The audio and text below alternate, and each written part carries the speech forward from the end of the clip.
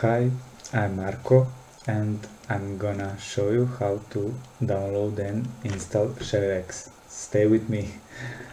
First, open your browser, whatever you have, Chrome, Mozilla, Opera, Edge, etc.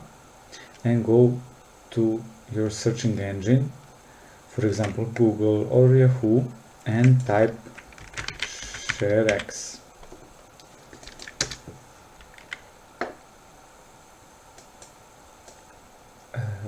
Then go to the first page, getsharex.com,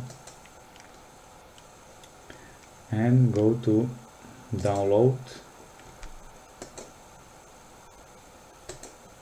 setup, download this, and find this file in your file system if browser don't show it here, and execute this file, accept everything, and then go to I accept the agreement,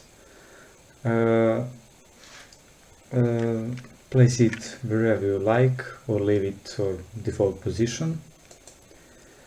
That's everything alright for me.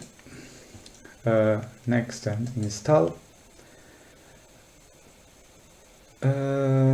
And after this loading, go finish, and that's all.